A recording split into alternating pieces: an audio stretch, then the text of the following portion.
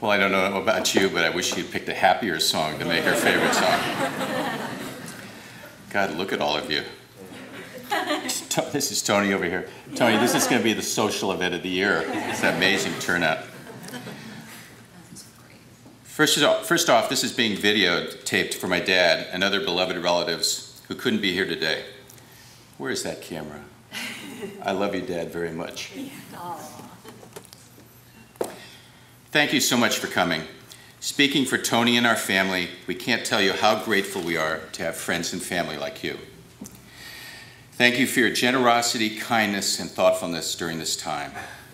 Thank you for the notes, letters, presents, food, fantastic food, calls, and amazing outpourings of love and concern for our family.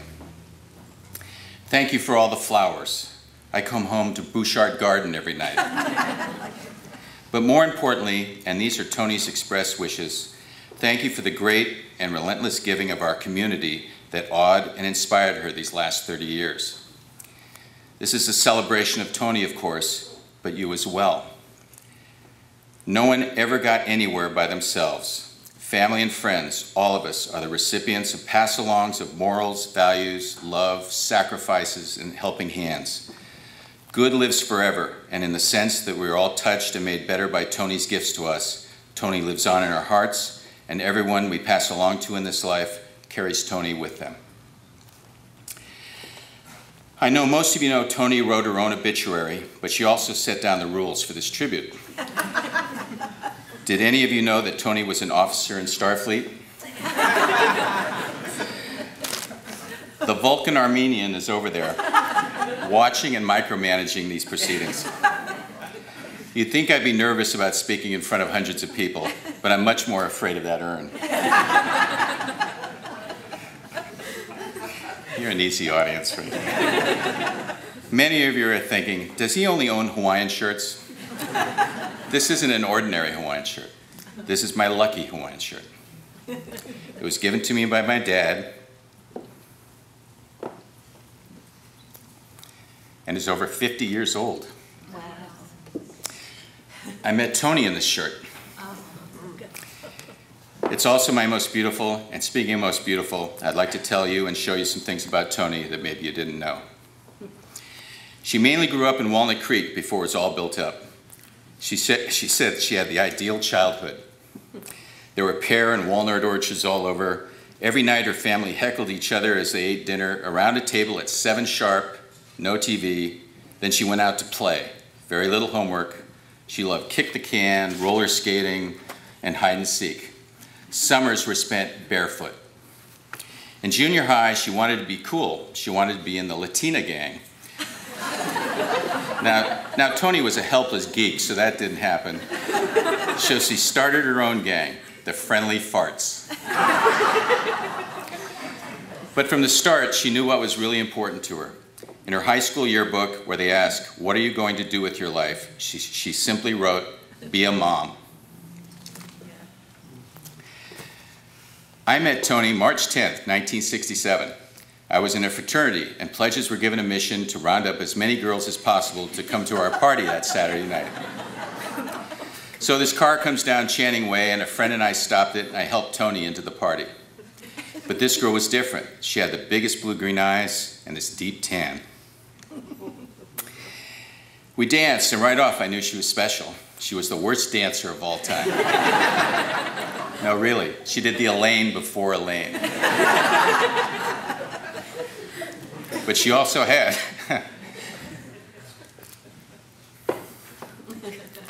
the sweetest laugh and the most beautiful smile.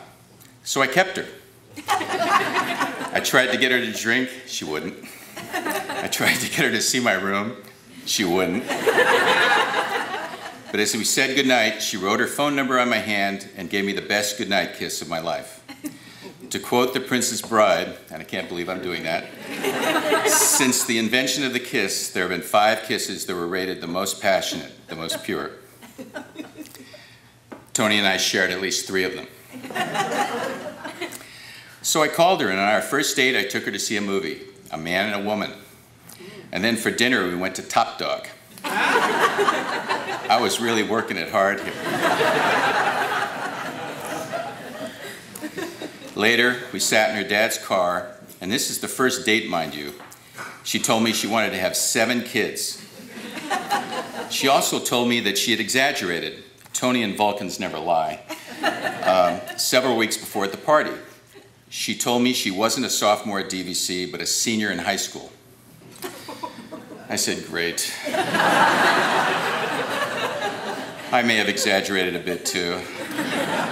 I'm not a champion surfer, and I didn't play football for Cal.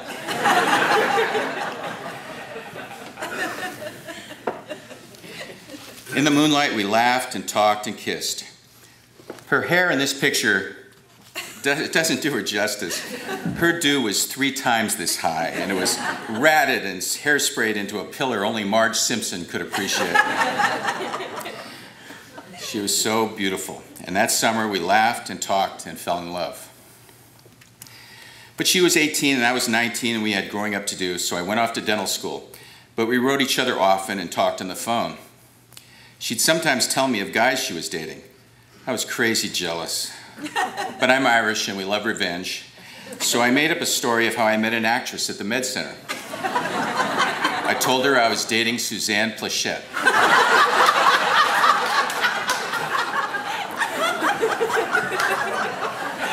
And she believed it. Each time we'd talk, she'd ask about Suzanne. I'd say, sometimes we go out to dinner with Bob Newhart and his wife. Or I felt really awkward with all her famous friends at the Oscars the other night. She believed this story for 15 years. When I graduated, we got together as if by kismet and moved in together in Alameda, and we're together ever since. Look at her. She's just gorgeous and fun and crazy. I'd hit the jackpot. And so I enthusiastically said yes when she asked me to marry her.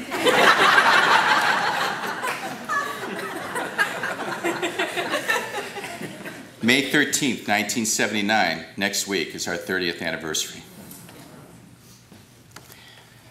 Where are we? Here we are on our wedding day. Pretty nice looking couple, huh? Yeah. But I want to draw your attention to the picture right next to it. It's pivotal. First off, nice shirt.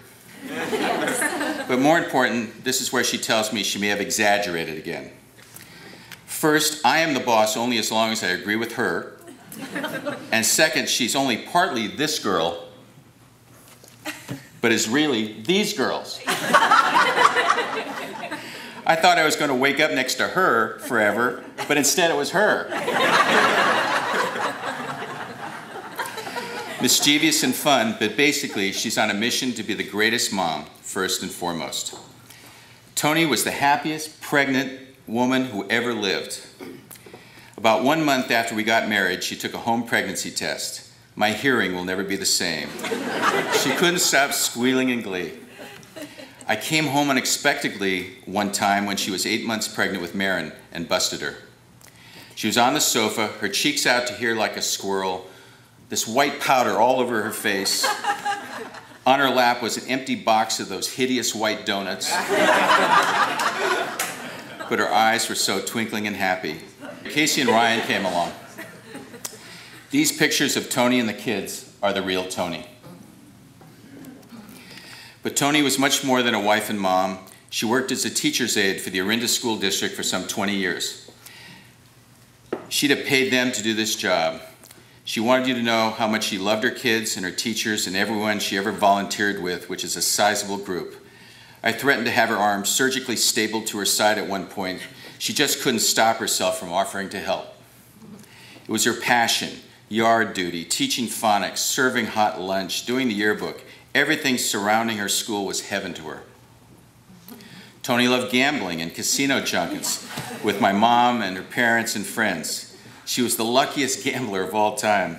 Slot machines are a game of skill. This is the truth. She'd walk down the aisle between the machines, talking to them. Finally, she would develop rapport with one, and fountains of quarters would gush forth. She never lost. Toni loved music, vocals, not instrumentals. Her favorite artist was Bob Dylan. She liked Broadway musicals and songs from the 40s. Inexplicably, she liked Hall & Oates as well. Toni wanted you to know she was a Democrat. She's anti-war, anti-Bush, anti-death penalty, except for child molesters who she would happily dispatch in the most gruesome way herself. She's Armenian. My family can only thank God for Obama's election. We couldn't have faced Mom yelling at the TV anymore. Toni loved family vacations, especially to warm places with swim-up bars and liberal happy hours.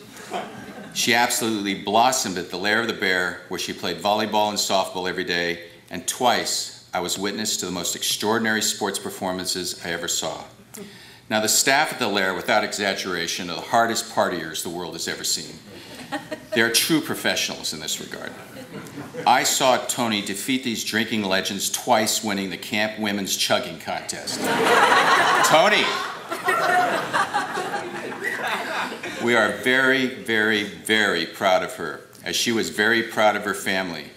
We are the Russells, fun but basically clueless, but mostly fun. Props to Toni. You know someone 42 years, and there's still things you don't know. I didn't know her favorite tree is the willow, and her favorite song is Once Upon a Time, sung by Frank Sinatra. I knew she blamed organized religion for a lot of suffering in the world, but I didn't know how deeply she believed in God. My grandmother is kind of famous in our family for when the end was near, the Irish priest asked her if she'd like to say confession. She told him no, because she'd never sinned. He was understandably struck by her modesty.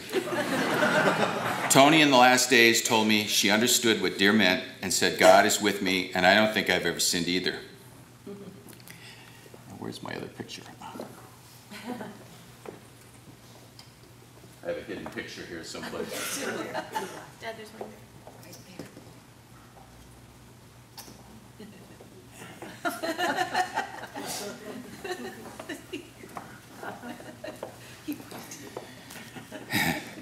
This picture out of all of them is who I want you to remember.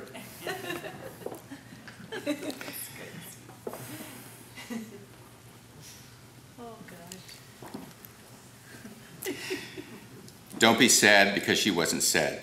She was and always will be defiantly Toni. She's saying here she is living the dream so intensely she can't stand it. She wanted you to know she had a wonderful full life and had no regrets.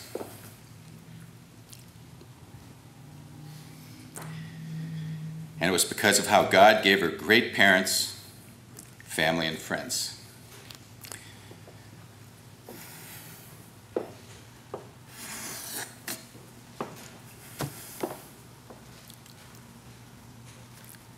She fulfilled her destiny with our 3 fantastic kids.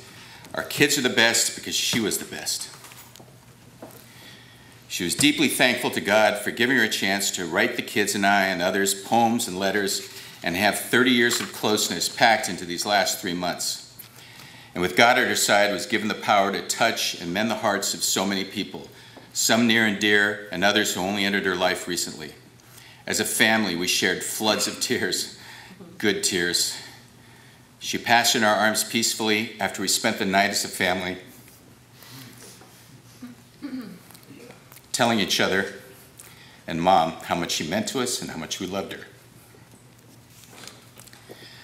She left us with great strength and courage and class and dignity. She healed us, and she wanted me to pass that along to you. She told us, and I'm telling you, it's not going to be okay. It is okay. For those of you who believe in signs, 3 hours after she left us, she gave us one last gift. Her eyes crinkled and a little smile miraculously appeared on her face. So all you honorary friendly farts, please raise a glass this afternoon to Toni and toast love and laughter as she wanted, and tell hilarious stories at her expense. Well, no lightning bolts, so Toni must be pleased. If anyone would like to come up and say something, this is a good time, then I'll finish up.